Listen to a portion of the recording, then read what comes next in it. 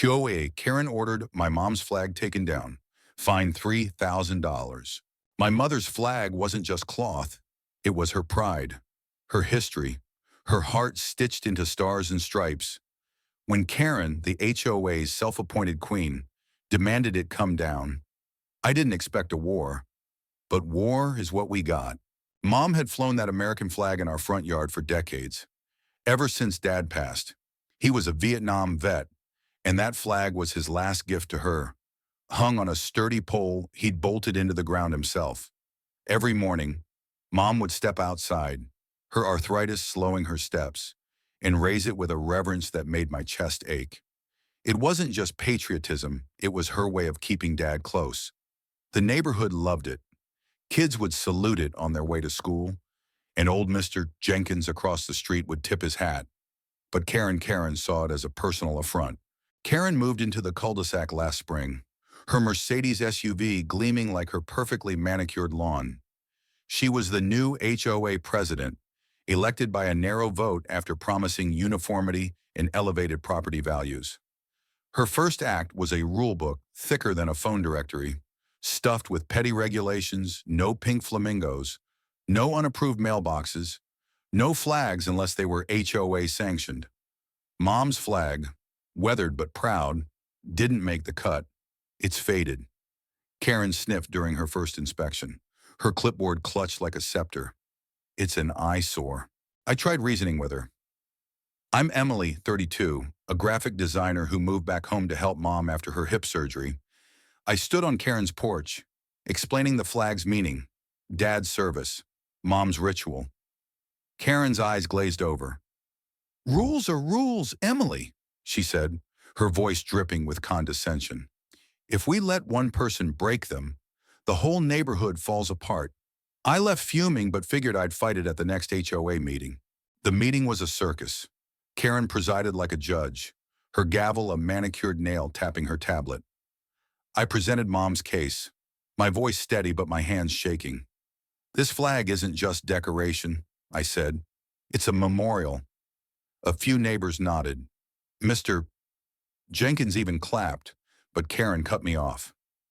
"Sentiment doesn't trump standards," she snapped. The vote was 6-4 against us. Mom was devastated. That night, I found her in the living room, clutching the folded flag, tears in her eye. "It's like losing him again," she whispered. I thought that was the end of it, but Karen wasn't done. A week later, I came home to find the flagpole gone ripped out of the ground. The concrete base cracked like a broken tooth. The flag lay crumpled in the dirt, streaked with mud. Mom stood frozen on the porch, her face pale. "They took it," she said, her voice hollow. I followed her gaze to Karen's house, where a new, shiny HOA-approved flag waved smugly. Rage boiled in my chest. This wasn't just about rules anymore. It was personal. I confronted Karen that evening. She stood in her driveway, watering her roses, unfazed. "I had it removed," she admitted, not even looking up. "It was a violation, and you ignored the warning." I pointed to the ruined flag, my voice shaking. "That was my father's. It meant everything to my mom." Karen shrugged. "Then you should have followed the rules." I wanted to scream, but a neighbor, Mrs. Lopez, pulled me away. "She's not worth it," she whispered, but I wasn't letting this go. The next day, I dug into the HOA bylaws. They were dense, but I found a loophole. Any rule change required a 30-day notice period, and Karen's flag ban had been enforced in 2 weeks. She'd overstepped. I also learned the flagpole's removal was vandalism. HOA presidents didn't have unilateral authority to destroy property. Armed with this, I rallied the neighbors.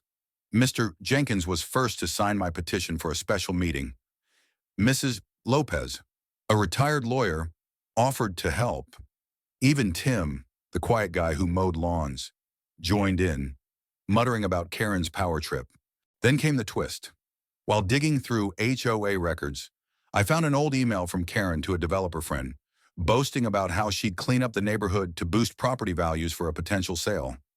She wasn't just enforcing rules, she was staging the cul-de-sac for profit. The flag wasn't the only casualty. She'd fined Mrs. Lopez for her rose bushes and threatened Tim's lawn business for excessive noise.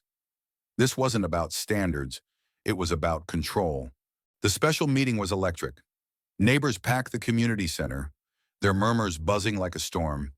Karen strode in, confident, her tablet ready to deflect. I stood up, my petition in hand, and laid out her violations, the illegal rule change, the vandalism, the email proving her ulterior motives. The room erupted. Mrs. Lopez presented photos of the broken flagpole, her voice sharp as she cited property laws.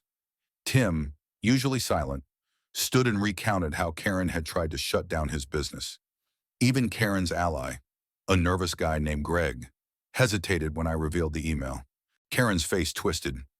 "This is a witch hunt," she shouted, slamming her tablet down. "I'm protecting property values, but the neighbors weren't buying it."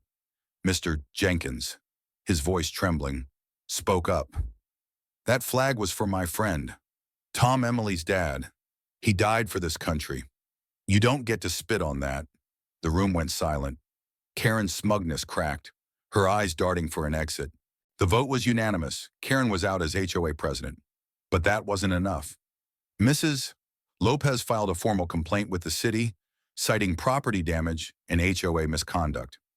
The investigation was swift. Karen was fined $3,000 for the flagpole's destruction, petty cash for her. But the real blow was the public humiliation. The local paper ran a story: HOA president fined for vandalizing Veterans Memorial. Her Mercedes started staying in the garage. Her lawn, once flawless, grew patchy. Neighbors stopped waving. Mom got her flag back. We replaced the pole, and I helped her raise it that first morning, her hands steady despite the arthritis.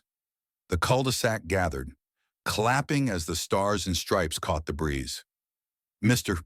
Jenkins saluted, tears in his eyes. For Mom, it was more than a flag, it was Dad. Restored. Karen moved out a month later. Her house sold at a loss. I heard she's in another HOA now, probably terrorizing new neighbors. But here, the cul-de-sac feels lighter. We rewrote the bylaws, ensuring no one could pull a stunt like that again. Mom's flag still flies, a quiet reminder of what matters. What do you think? Did Karen get what she deserved? Or was the fine too harsh? Share your thoughts.